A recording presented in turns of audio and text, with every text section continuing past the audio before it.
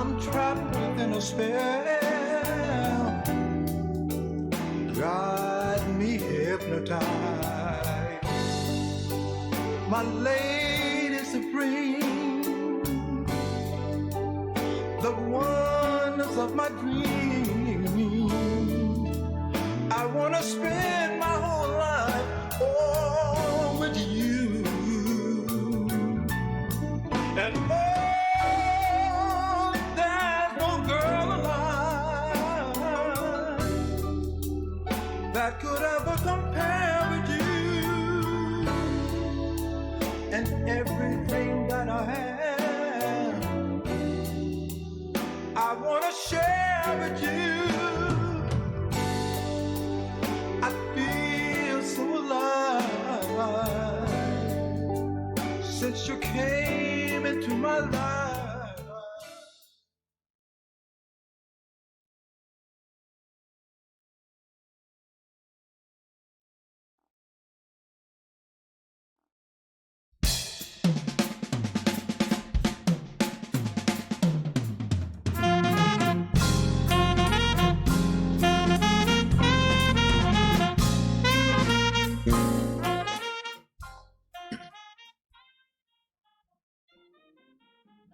Hi there, and welcome to the New Haven Innovation Collaboratives podcast. We're here today talking with the Holberton School, which is the second podcast that we've been holding that is featuring programs and partners of New Haven Innovation Collaborative in our work to invest in entrepreneurship and innovation resources in New Haven. So thank you so much to the New Haven Independent for hosting us today, and we'll get started. So we're here today with one instructor and two students from the Holberton School, which is a 2-year intensive software engineering academy in New Haven's district. So good morning and welcome. Hi, thanks. Yeah, so we have Kay, who is the head of education and software engineer at Holberton, as well as Mo from cohort 8, which is the first cohort that was started in New Haven back in January, as well as Katie, who just started in cohort 10. So welcome this morning. Thank you for having us. So I guess one of the first questions that I often get is, what is the Holberton School and why is it called that?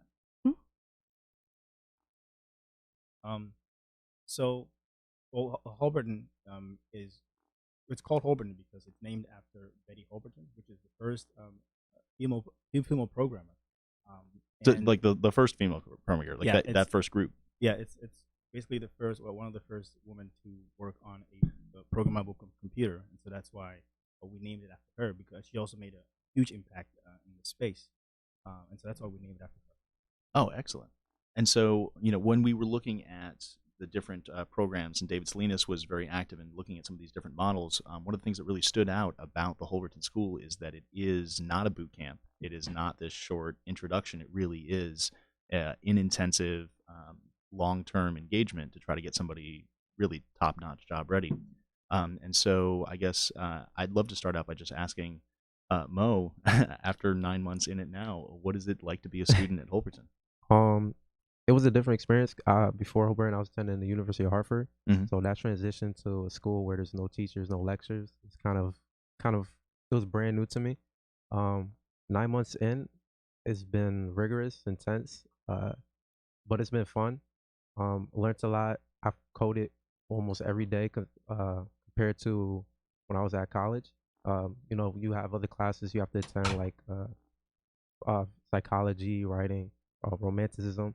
So I was only like coding every twice a week, but here it was programmed like as soon as you got in, it was straight into it. The first day we were there till like midnight.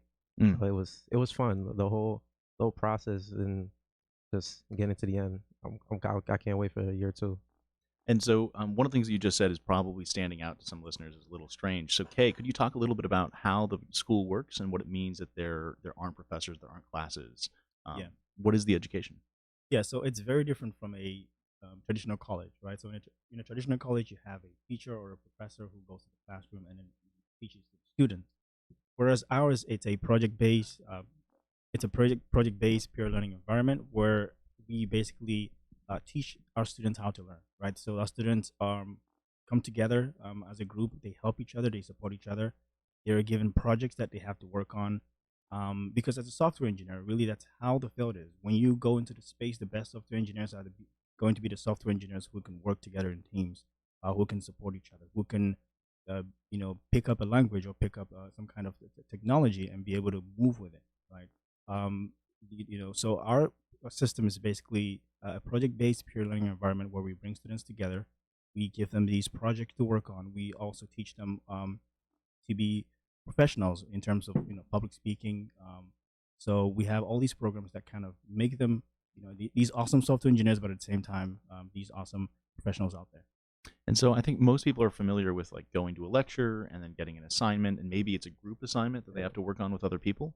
But what does it look like to be a project-based system? Like if when a project starts, how does it start, and how do you work on it? Yeah. So we've created an innovative system that houses our project. So projects are released to the students. The students have a set time to work on the projects. They work on it, say 24 hours. Some projects are 24 hours, some are more than 24 hours, and they have all the tools and resources on our system to be able to read and go through, work together as a team, and get the projects done.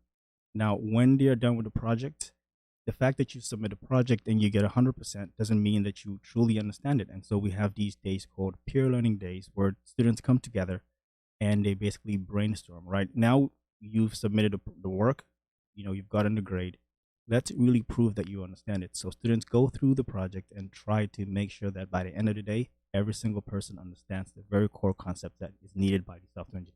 Mm. And so, I mean, this is clearly like a new model of education that takes some while to get used to. And so, I guess, Katie, having just started there, what are some of the early projects that you worked on, and how are you settling into this new environment? Yeah, so I guess the first few projects we worked on were working in the shell and bash and figuring out how to navigate around the command line so that we can just begin along with Git and learning how to push our projects to GitHub and everything like that. And then since then we've been working just in C and learning how to build our own functions so we can build our own libraries, and we'll be building our own shell at the end. And at the end of this week we get our first sort of big project, which is a week long. It's and we get to work with a partner to build printf. And what is printf? It's a function that you can use in C to be able to print something to the screen. Mm. And so, I mean, just from my layman's perspective, that really sounds like learning to invent each piece as it's put together. And so I guess, hey, how does that approach differ from some of the other ways that people approach teaching coding? And I'm particularly thinking of some of like those fast boot camps. Yeah, and so the thing is, to be an awesome software engineer, you need to know more than just the basics or the high level approach to it. So what we're doing is we're starting with C, for example, because we want to train our students to understand the dynamics of a computer. So we're taking them low level, and that's why we stuck with C. And a language like C allows you to go into the really core of computers, right? That's really what we want our students to be. Awesome software engineers who understand the mechanics, the dynamics of a computer. So memory management, pointers, and that's really what we do. But whereas in other places it's really just it's high level based on my experience, based on what I'm hearing from students in colleges. It doesn't go in depth, right? So we are teaching our students the full spectrum of a software engineer, so full stack software engineer, as opposed to just a portion of it. And so for somebody who doesn't know this field, what does that phrase, a full stack software engineer, mean? It's pretty much every aspect of software engineering, right? From low level to high level. It's not just a niche of it. It's really, across board, every aspect of software engineering. So you're not a web developer, you're not a network person, but you really... It's pretty much everything. We teach everything. You're not a web developer, you're not a networking expert, you're not a database administrator. For the Holberton students, we're full stack means you're all of them. You are pretty much all of them. And so what does that mean for an employer that's looking to hire a Holberton student? And how are employers receiving some of these students as they're coming through the pipeline? It's great, but because, think about it. If you have one person who knows pretty much across board all these different areas of software engineering, you have an employee who is versatile, who can work in all areas of whatever you're working on, right? Versus hiring different people for different jobs. You can hire one person who can do the job, and also at the same time that employee becomes an asset, because then they become of value to the other employees. who kind of lack understanding in all these areas as well. Mm-hmm.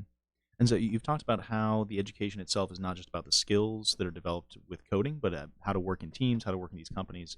So over the course of the 2 years, what does the education look like, and what are the different components that build towards that real powerhouse employee at the end? Okay, so it's a 2-year program. The first 9 months is what we call foundations.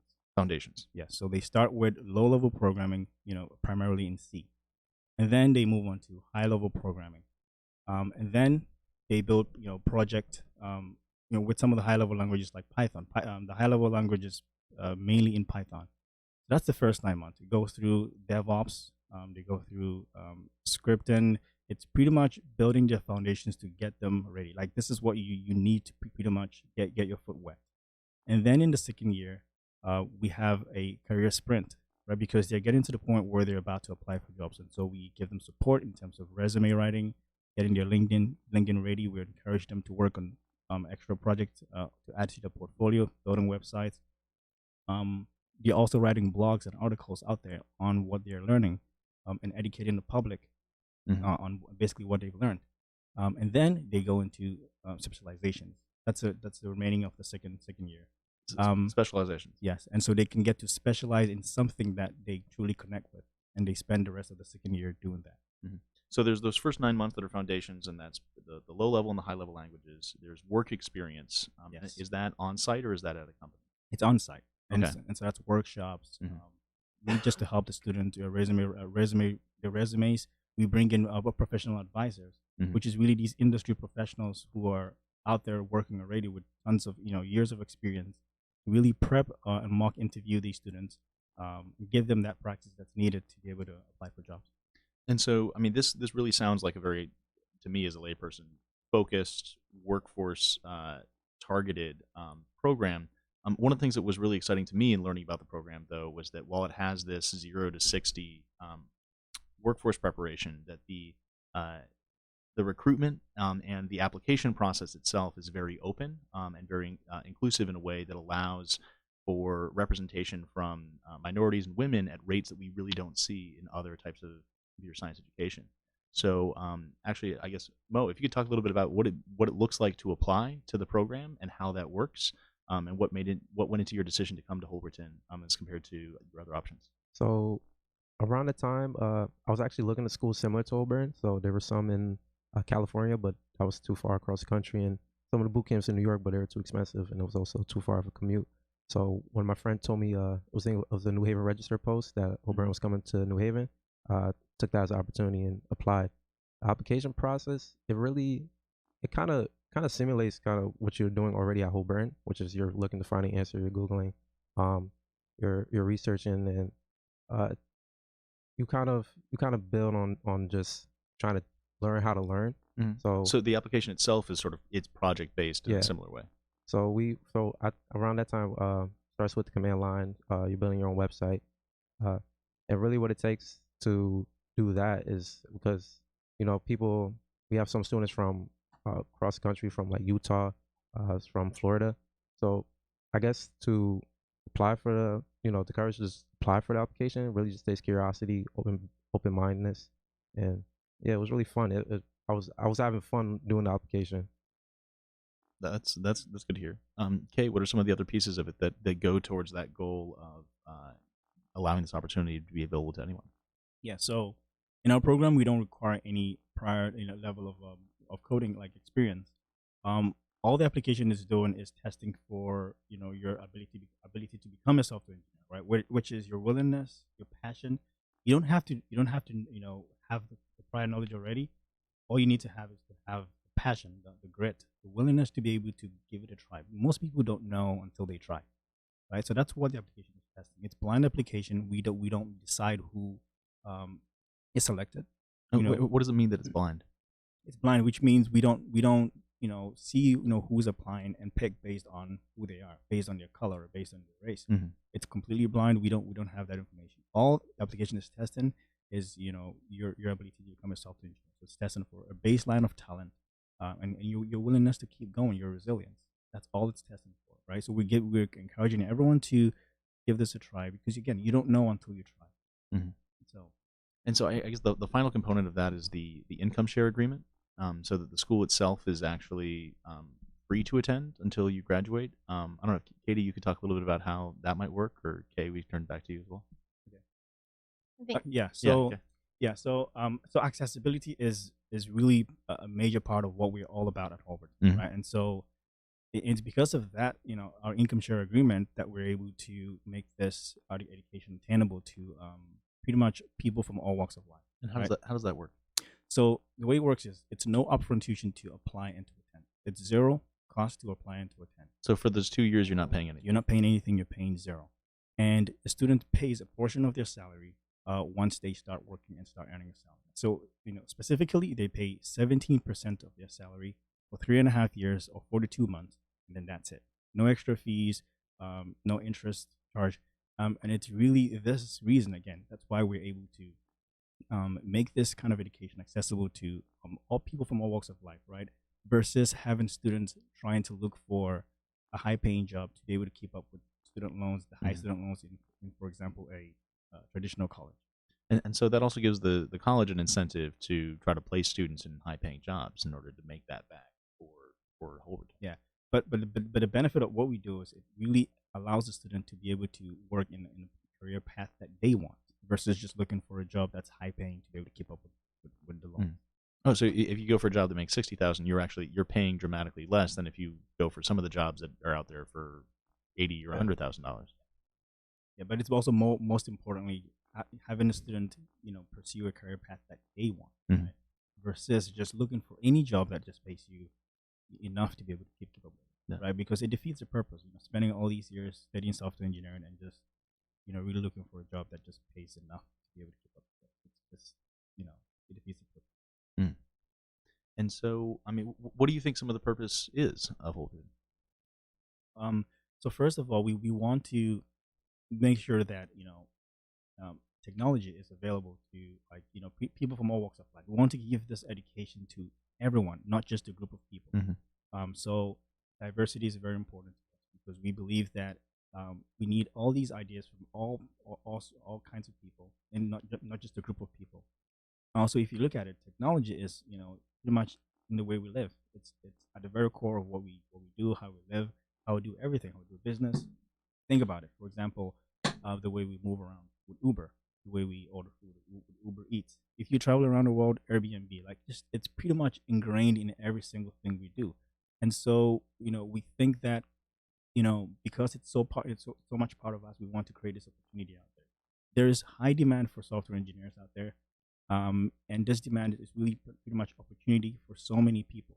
We want to create these opportunities for people. Like personally, I know from experience because I've taught people from all walks of life that every single person can do this. Every single person can learn to code. And so I encourage everyone to really try this out because it creates opportunities for individuals, but at the same time, it creates opportunities for our region in terms of economic development. Mhm. And so I think one of the things that you hit on there, I actually spent a little bit of time researching before this to look at some of the newest statistics, and the Department of Labor is projecting a 30% increase in jobs that require computer science skills over the next 10 years. And so this is, I mean, I think both what you're describing is a program that is really focused on top quality hires, but also how large are your cohorts that you're putting through the school? My, Um, I was gonna say my course started with like 32 in Mhm. the beginning. Yeah, And so, I mean, I guess if you're doing 3 or 4 cohorts at a time, you can get up to 90 to 100 yeah. students.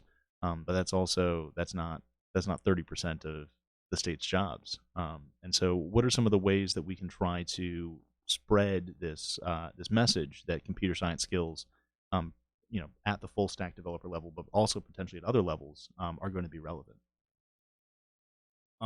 So we're scaling very fast. I mean, we started with three campuses in March, and Mhm. now we're up to about eight campuses. And that's across the world. That's across the world. The goal is to have a Hobart in every because we believe that first of all we want to make this accessible to everyone. We believe technology is at the very core of what we do, and we want to make this opportunity accessible and available to people from all walks of life, regardless of race, regardless of how much money they have. We want to make the entry as easy and as seamless as possible. We're making it flexible for people to focus on their education while they're studying this.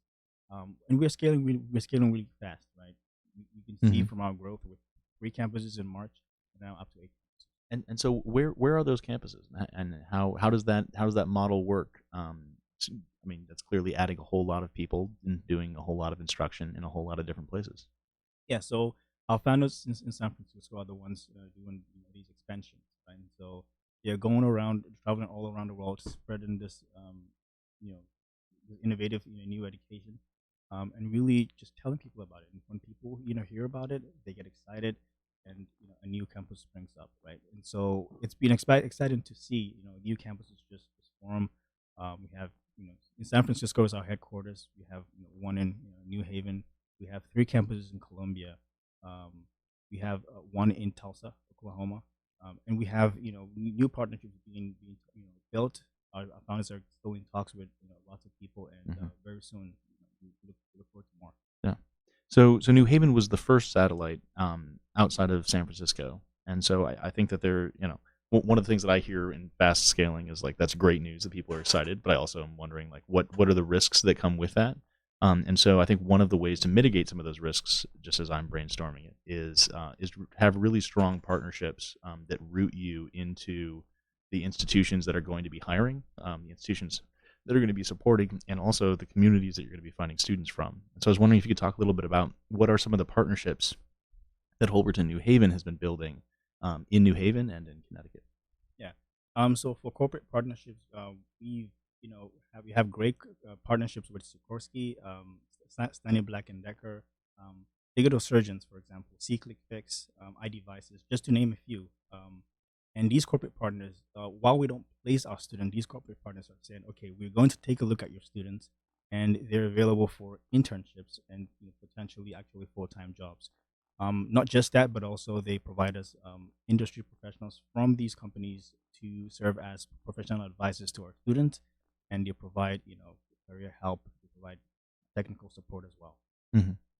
And so, I mean, some of those first key measure points are going to be how many of these companies are starting to take those students for internships and hire them. And I guess we're approaching the school opened in January, so we're looking at a little over 9 months out. So it's going to be probably 2 years before we see the real proof in the pudding there. But I mean, Mo, you're in the first cohort. You're 10 months out now. How are things looking? What are you hopeful for? What are you looking for next?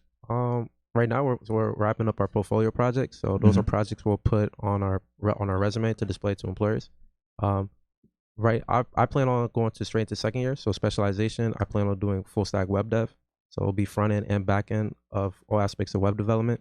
I've just got a thing for like mobile development, so I'm learning iOS. So that will start in January. During that break, I'll just still be coding, and I can't wait for next year. Some students are planning on going straight to work, looking for internships, and others plan on doing one of the specializations, and that could be like machine learning, AR, VR, and a bunch of other ones. Mm-hmm. So, I mean, what sort of things are you interested in doing in full stack web development? Just making cool stuff, really, because I just got a bunch of ideas. Like right now, I'm building my own little app, trying to get like a little MVP, and then use what I learned for second year to build it. But yeah, I just what I hope to gain from second year is to go work at a company that just I want to work and build on work on something I actually care about. So like if it's like a product I use every day, just go to work and work on that would just be cool. And also just to work on my own side projects. Yeah, that's awesome to hear. Could do you mind telling us a little bit about your story? What brought you to Holberton? Yeah, so I went to the University of Hartford, and after my first semester, it was kind of alright. My college wasn't really what I expected it to be, but 2 years in, I started switching my major. So I went in major into electrical engineering, got introduced to programming, messing with like these little bobots they had, and that was with a different language. I don't remember what it was, but I talked to my advisor, say, all right, I want to switch to computer engineering. So I wanted to mess with like hardware and software. And I figured, I'm just having too much fun. So I ended up trying to go ask her if I could just switch to computer science. And around that time, I was looking to other schools. And my friend, like I said, he sent me a New Haven register post. He's like, Mo, you got to check this out. It's school it's like a similar model that you wanted to attend. And I just took that as a sign. I went to my advisor and said, never mind, I'll take a leave of absence and just head to Holberton. And yeah, I haven't looked back. So if they call me, I don't think I'm coming back. I'm glad to hear you're real excited. What is the portfolio project that you're working on? So I'm working with 2 other students. I'm working on the front end side, so like the UI UX design. That's kind of my thing, and another student is working on the back end.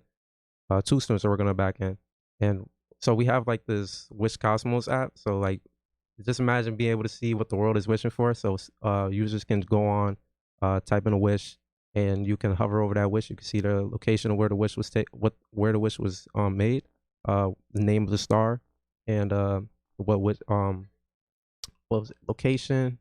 Users' names, and A wish, like specifically wishing on a star. yeah. So that's the concept. Before it was just it was a wishing well. So people would just throwing wishes in the well, and you just pull out a random wish, and that was the idea. It's like you just go on this web app, and you just explore what the world is wishing for. So when we only have like 3 weeks to build it, yeah, something like that. So we had to plan ahead. First 2 weeks we're planning.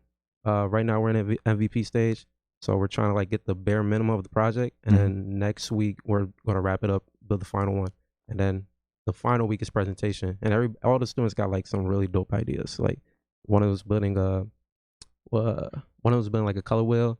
Another student is building a castle defense game, which is really cool, and another one is building not a web app, but it's like The MP3 player. yeah, the MP3 player. Kyle was showing me that yesterday. It was like really cool. And another one, I think that's everybody right there. Yeah, I mean, what Mo was talking about was an MP3 player that basically creates a playlist based on your mood. Yeah. So that's another group project. And I believe with Mo's project, I've gotten the chance to see it and see the progress. It's been amazing. I think for future iterations, what they want to do is give other people the ability to make a wish come through, whether it's donating money or whatever it is. So like we would take like, I don't know if GoFundMe has like an API. We would just borrow it. Like if someone wanted to make a wish to some charitable event, they could probably just start a GoFundMe page from the web app, something like that. And yeah, we got a bunch of ideas, but we only got like 4 weeks to build it, so we're scrambling to get something put together. So you could go on and both. I mean, you could look at a map and see where people around the world were wishing, but you can also see which star they're wishing on. So when you make a wish, a star will pop up. We want a map, so we'll have like a Google Maps thing. Yeah. Like, and it kind of sounds like my own personal project that I'm messing with on the side, but yeah, it's just a bunch of cool stuff we want to fit in there. But hopefully we'll get like a Google Maps in there, or just like or like some kind of cool UIs people can mess with. I'm really appreciating your excitement. I'm vibing on this. This is great. So I think similarly, Katie, what was some of your path to Holberton? And what brought you here?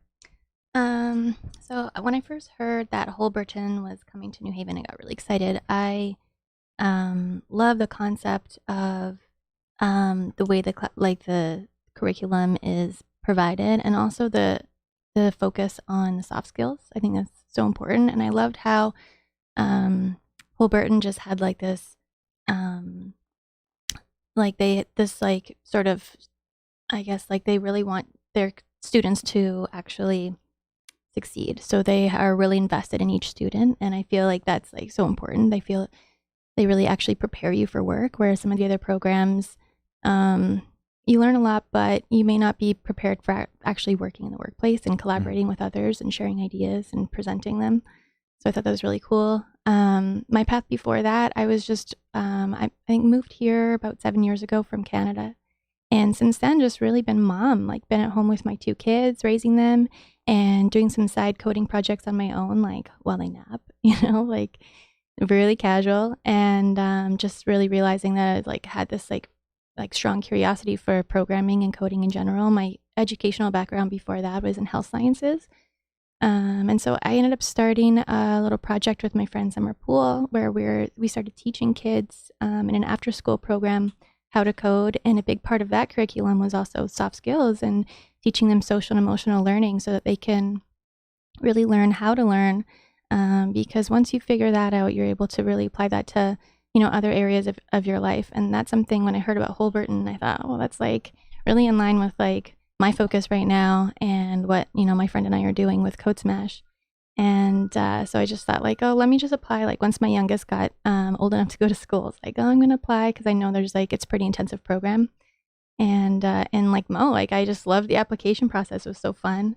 And when we came in for the third part of the application process is actually like coming in on campus and having a peer learning day with the other applicants, a few other applicants, and then doing a little tech challenge on site. And that was like super fun. I really enjoyed that. And so yeah, just the whole process of applying just made me feel like it was like going to be a really cool place to go. So. And so, I mean, one of the things that you're hitting on there is, Code Smash seems to really be focusing on trying to take these skills out and engage youth in them, expose them to the discipline. And that's one of the things that the school did some work on over the summer. And so, I don't know, Kay, if you want to talk a little bit about the program for girls. There was the summer camp. Yeah, and so we organized a summer camp for girls. It was an incredible experience because again we brought in high school girls who basically didn't know a lot of coding, and we got them excited about coding. So they worked on HTML project, they did some JavaScript. So basically, by the end of the period, they created their own personal websites. It just shows to you like how much someone or anyone can grow from nothing to being an awesome software engineer, right? All it takes is just the person having that grit, that willingness, that passion to be able to learn. And we saw it in these girls. They presented in front of their parents, they presented in front of some of our corporate partners and advisors, and it was just a joy to see. And that's something we plan to do every year because this is our way. And this is a question you asked, I think, before. What are some of the ways we can tell more people about it, right? So encouraging people by showing by example that hey, anyone can do this, right? From anyone, from kids to grown-ups. Age is not a factor here. Race is not a factor here. It doesn't matter. Just give it a try. Mm-hmm. And so, if someone was interested in trying out the application that both of you swear is a lot of fun, how do they go about that? Is there an event? Is there a website? Is there someone to talk to? Yeah. So on our website, it's a free application. And it's in different stages, right? So the first stage is basically providing some, personal information. And then the next stage is about 2 hours of, tech challenges, right? You have the resources, we point you to the resources to be able to learn these resources and then, get these, challenges done. And then after that, if you pass that, you basically, we walk you how to build your own personal website. Mm-hmm. And then when you pass that, you come in for a tech challenge. And the tech challenge is really just to, prove that or to show that you're the one who actually did the application. And then once that goes through, you're accepted. So the application, it's less focused on really like what I mentioned, but it's really just to test resilience and your ability to just push through all these challenges. Okay. And so if people are looking for help with their application or any conversation or coaching along the way, can they come into Holberton and talk to somebody about that? Yeah. So our campus is open for anyone who is working on an application. We actually do have application nights where we welcome anyone to come in and work on the application right with our computers, right there with the students working on your project. In the web phase of it, where they have to build their website, there's actually a forum online with all students applying to Holberton, where you can actually seek support as well. Okay, wonderful. I know that the library has also held a few sessions for application nights where you can come in and use the library's computers. Mm-hmm. There are computers at Holberton. If somebody doesn't have a computer and they want to come in and use that computer to literally do the application to be a student in that seat at Holberton. So we're sort of wrapping up our time today. I'm really glad that you were able to come in and share this with us. I guess what are you hoping that I had asked you, or anything else that you're really excited to share about the experience of being a student and instructor? One thing for me is like not only were we like learning the code, we were working on soft skills. So like public speaking was one thing. I was not good at public speaking. So we do these things. I can't tell. That's probably because of the school, but we do these things called stand up, and you present like 3 minutes to stand in front of the whole all cohorts and present whatever you're presenting on that time. Mock interviews. So like I said, we have like we do like mock interviews with other students, and we do like coding interviews, whether it be like questions that probably LinkedIn or Netflix would ask, or even Google. We had one that was Google, and it was fun. It was like messing with algorithms and stuff. and yeah, also writing tech blogs and using Medium to work on our writing. So yeah, it was, you're not just learning how to code, you're also working on soft skills. And again, there's no teachers, so it's collaboration. You're constantly talking with students. So at UHeart, like the only time collaboration would happen was if the professor said, get in groups, or you go in the library and you work in like your study groups. But here, like, you're learning from each other, so you're constantly collaborating. So yeah, you're also working on soft skills, not just learning how to code. Something I want to add too is like one of the most maybe surprising and like one of my favorite things about the school is this culture that Kay and Nadine have kind of cultivated for us is just really warm and welcoming. And everyone is just really invested in each other and each other's success. And as sort of like the part of the new cohort here, walking into a place where there's already like cohorts ahead of us who like, they've been through it all. Like they have so much empathy for us now because they were exactly where we were before and they want to help us. And, we want to help each other as much as possible. So it really feels like a real team throughout even like the other cohorts as well. And it's a really sort of just like it feels good to come into school and it feels really helpful and exciting to be there. Now, if you look at our Holberton logo, it's a seahorse, right? And so there's one thing we normally say. We say no seahorse, left alone, right? As part of our structure, I grew up with that expression. and we believe that we actually do believe that. Something we drive into our students. We say no seahorse left alone. On PLD days or peer learning days where our students come together to brainstorm, whiteboard, we say that at the end of the day, if you all come out of the group and one person doesn't understand the concept, you all have failed, right? We say we say support each other, make sure that every single person understands this. We create a safe space. We create an environment where no one feels intimidated, no one feels shy to speak up. We encourage our students to speak up for themselves. We're creating a space where you're comfortable to learn, right? You're comfortable to be able to ask for help. And no CEOs left alone. By the time at the end of the day, everyone comes out knowing the concept. And that's really what makes us happy. I mean, that is a beautiful, noble concept. I'm left wondering, why is the logo a seahorse? Yeah, they won't tell us. Oh, really? They won't Wow. tell us. That's a little weird. I have a that theory. is great. I'm glad that it's creating a supportive team-based environment.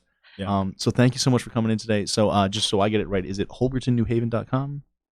No, holbertonschool.com. holbertonschool.com/New Haven. You can click on the New Haven link. holbertonschool.com. We'll make sure that is listed along with the show for anybody who is interested or knows anybody who might be interested in applying. Excited to see what all of you do next. Yeah. Thank you very much. Thanks for having us. Thank you. Absolutely. Have a great rest of your day.